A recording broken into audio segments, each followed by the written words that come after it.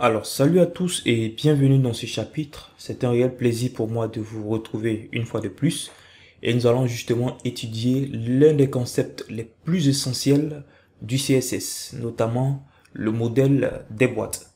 Alors, pour comprendre ce concept, on va tout simplement aller au niveau d'une page web et je vais tenter de définir le modèle des boîtes. Alors, du coup, j'appuie sur F12 ou du moins si vous voulez inspecter pour ouvrir justement ma console. D'accord? Et attention. Voilà.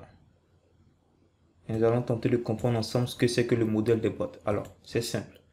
Le modèle de boîte, c'est ça. Ok?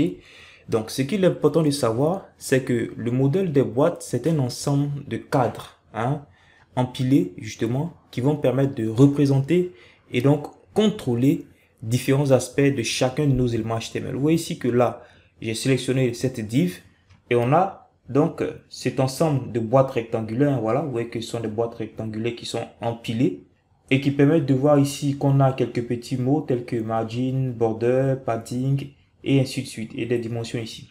Alors, vous devez savoir que le modèle des boîtes va nous donner accès à diverses propriétés que nous allons devoir étudier. Je crois que vous l'avez déjà constaté au niveau de ce module, au niveau des titres de chaque chapitre de ce module. Ok? Alors, ici, quand je sélectionne cet élément, on a également donc ce même cadre.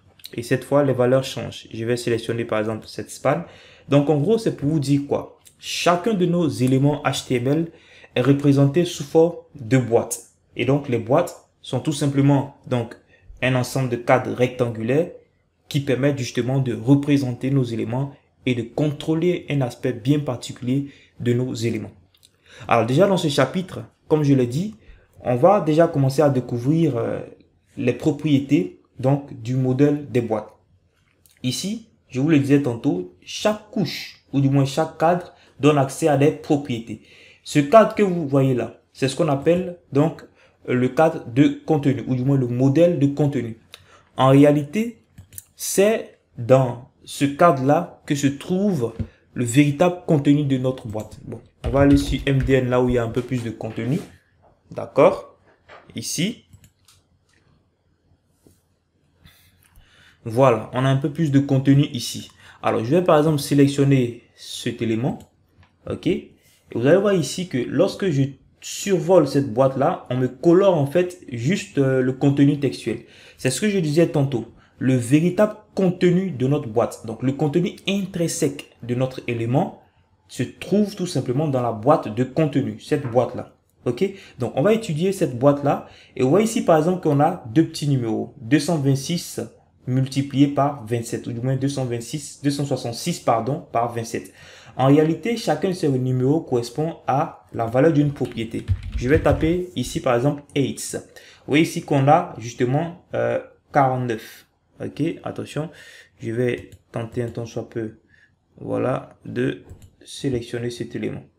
Ok, voilà, j'ai tapé ici 8 par exemple pour cet élément H1 et vous voyez ici que cette propriété a pour valeur 46 et c'est cette valeur qu'on voit ici, d'accord? Et si je tape 8 par exemple, vous voyez ici justement que la propriété 8 a pour valeur 1399 et c'est cette valeur qu'on voit ici. Ce qui veut dire quoi? Que au niveau de la boîte de contenu, donc au niveau de cette couche de notre modèle de boîte, la première valeur qu'on a là correspond à la largeur de l'élément. D'accord? Et cette seconde valeur correspond à la hauteur de l'élément. Alors, ceci étant, tentons de voir tout simplement au niveau de notre code ce qu'on peut faire. Et on va découvrir ensemble ces deux propriétés, notamment la propriété 8 et la propriété 8. Alors, on va rapidement mettre un élément.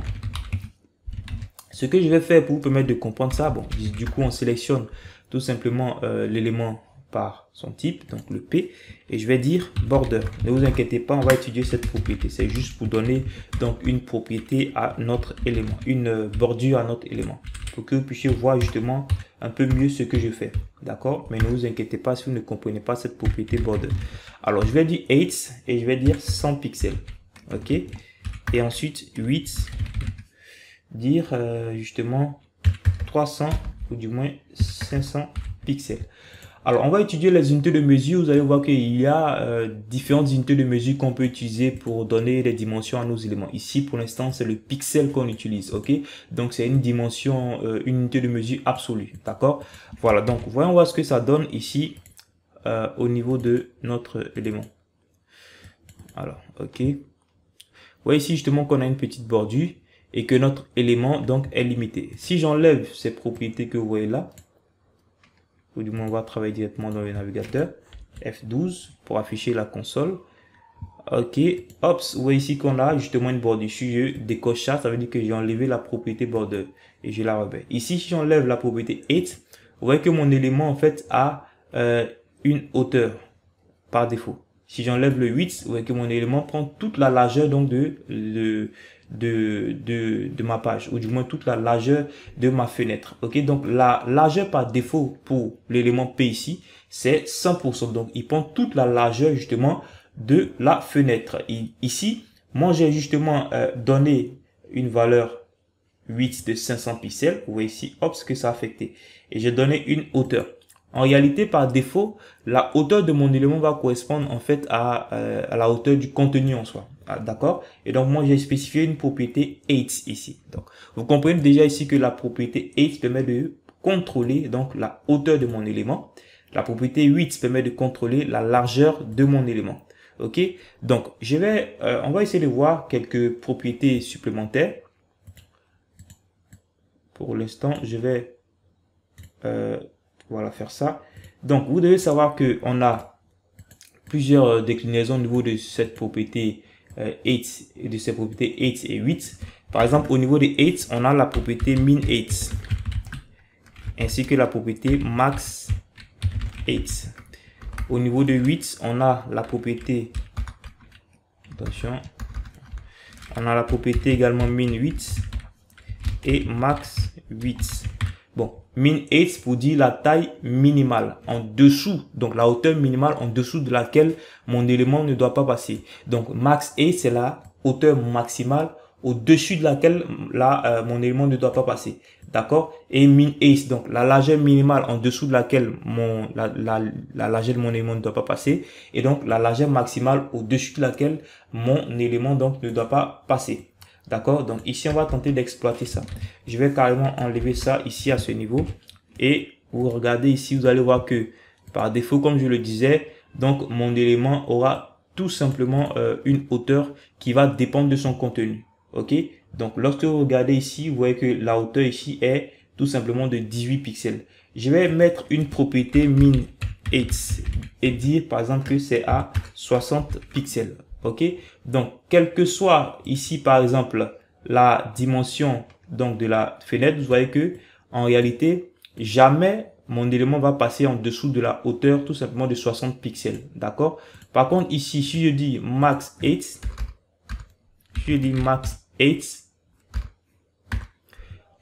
égale par exemple à 5 pixels, attention, à 5 pixels. Qu'est-ce que je dis? Je dis que mon élément ne doit jamais dépasser la hauteur donc de 5 pixels, quel que soit alpha. D'accord? Donc vous allez voir que même si je précise ici une 8 par exemple de 500 pixels, hop, mon élément ne va jamais dépasser cette hauteur là parce que j'ai bloqué tout simplement la hauteur maximale à 5 pixels. Ok? Donc c'est le même concept pour les largeurs. Ici, par défaut, vous allez remarquer que quoi? Lorsque je redimensionne ma fenêtre, attention, vous allez remarquer quelque chose. Lorsque je redimensionne ma fenêtre, regardez bien la largeur. Ok? Vous allez voir que la largeur, effectivement, va s'adapter en fonction de la taille de la fenêtre. Et donc, si ici, par exemple, je dis min 8 égale 100 pixels, en fait, quelle que soit la dimension de ma fenêtre, on ne va jamais passer en dessous comment dirais-je, de 100 pixels. Bon, pour mieux comprendre ça, je vais faire ça, ok? Et je vais dire ops, et je vais faire ça par exemple. Vous voyez ici que en réalité, une fois que j'arrive au niveau des 100 pixels, la largeur ne diminue plus, d'accord? Ok? Donc ici, je vais dire par exemple max 8. Ça veut dire que mon élément ne doit jamais dépasser donc la largeur de 100 pixels. Donc, quel que soit le redimensionnement que j'ai fait, mon élément ne dépasse jamais la largeur de 100 pixels. Donc, j'espère que vous comprenez donc ces deux propriétés, width et height, ainsi que leurs déclinaisons qui permettent de définir donc les dimensions maximales de notre élément. Alors, je vous donne rendez-vous dans le prochain chapitre où nous allons naturellement passer au prochain niveau, donc à la prochaine couche du modèle de boîte qu'on appelle la couche de remplissage ou donc la marge intérieure, d'accord? Et qui va justement nous permettre d'exploiter la propriété padding. Rendez-vous dans le prochain chapitre.